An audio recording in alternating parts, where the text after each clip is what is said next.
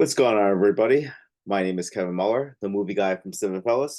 I'm back with a segment that I call Seven with Kevin. In this segment, I give you a brief review of the last seven movies that I watched. For this one, in honor of Black History Month, which I know ended last month, but I started these movies at the end of February and kind of carried into March. All the movies I'm going to be talking about now have a black cast, a black lead, or are about historical black figures. As always, I will be starting my list from the bottom and working my way up. For the second time, Disney has adapted one of their most popular theme rides, the Haunted Mansion. Now, you may remember the 2003 version with Eddie Murphy. I actually never saw it, but I was interested to check out this one because of the cast that includes Keith Stanfield, Owen Wilson, Rosario Dawson, Dan DeVito, and Tiffany Haddish. And they're trying to bring life into this project. Everyone I named is a really good comedian or a good actor. I especially like Lakeith Stanfield. I hope this guy blows up. He is a fantastic actor. And while he is good, him and everyone else in this cast feels like they're sleepwalking through this. It is such a slog of a film. The effects are cheesy, the story is unengaging, and worst of all, it's just there. There's no feeling to it. It just feels artificial. The closest thing they do get to of having an emotion involves with Keith Stanfield's character and the relationship he has with his dead wife. You see in flashbacks how close he was to her. Unfortunately, that's really it for this movie. I did not enjoy this one at all. I'll go check out the 2003 version. Maybe it's better. I don't know, but it has to be better than this one. And I'm going to give this one 2.5 out of 5 hair pieces. Another adaptation comes from The Color Purple, which was a book. Then it was a 1985 film starring Oprah Winfrey. Now we get it as a musical, which is based upon the Broadway play. Warner Brothers spent a lot on this movie.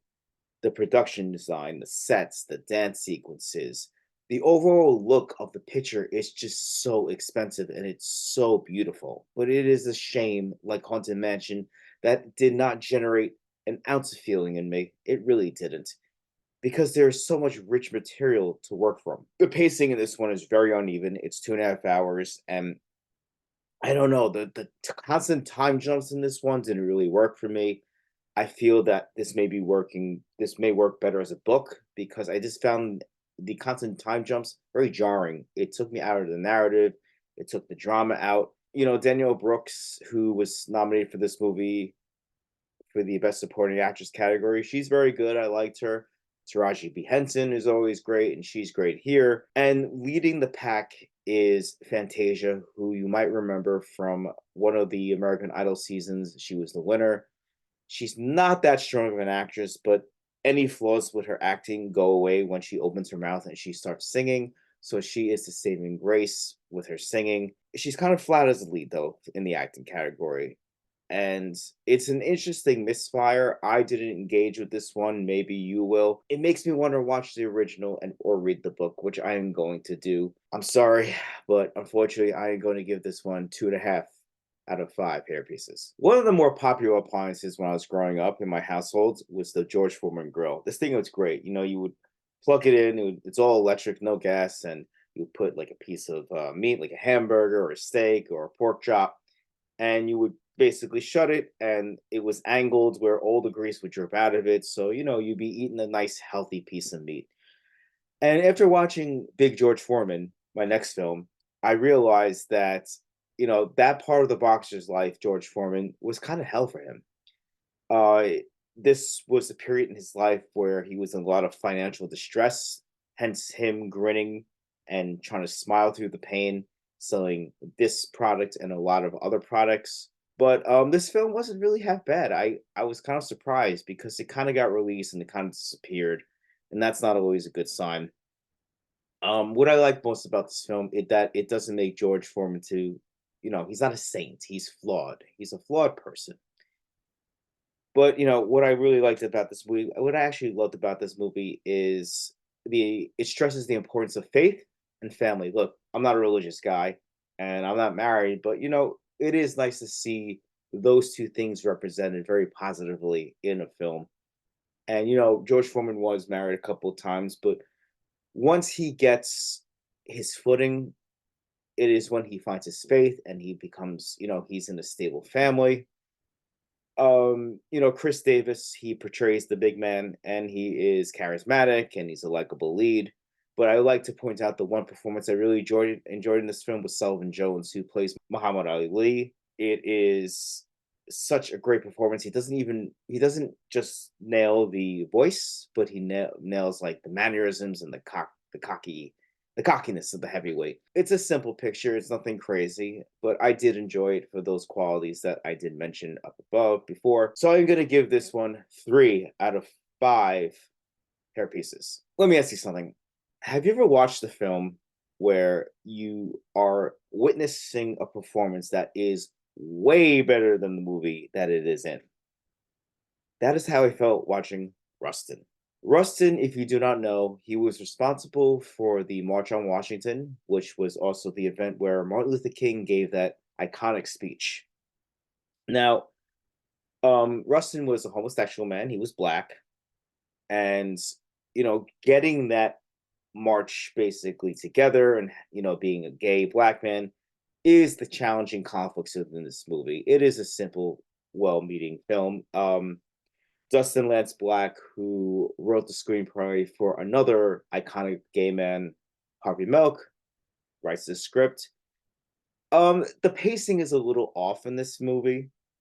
Um, there is such a big build up to that march, but when the march finally comes, it's kind of over in the snap. And I kind of felt that I was like kind of robbed for sitting there for like 2 hours. But you know what? All these criticisms fall to the side with Coleman Domingo, who was nominated for this movie at the Oscars this year.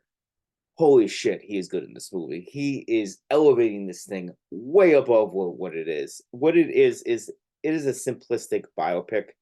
There's really nothing special about it. It's very mundane, but he is awesome here. He is awesome. I'm recommending this movie just so you can see Coleman Domingo.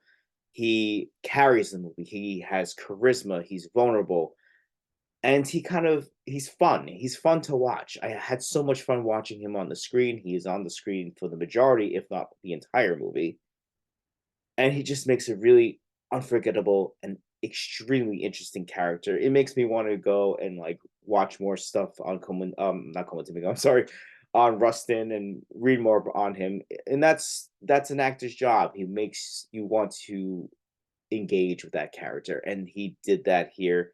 And I was gonna give this 3 stars, but since Domingo is so goddamn good here, I am gonna give this 3.5 out of 5 hair pieces. Much of the talk of Hollywood last September was the release of Gareth Edwards, the creator. Now, one of the biggest talking points was that this movie was made for $80 million. This is a big science fiction picture. And that price tag, $80 million for something that looks like this, it's crazy. It's unheard of. You have all these Marvel movies spending like 200 plus $1 million on films that look like shit. But you know what? This movie does not look like shit. The visual effects, which were nominated for an Oscar, rightfully so, are beautiful. They're not even beautiful to look at. They're very innovative the way they design the robots in this world and just like the futuristic tech. I really enjoyed watching this film. There were really some cool creative ideas here. And, most of all, it shows that John David Washington does have his father's charisma, but he is more of a physical actor than his father. He's a very good action star. He was in this, he was very good in this, and he's good in Tenet. But he can also nail the emotions that his father does so well.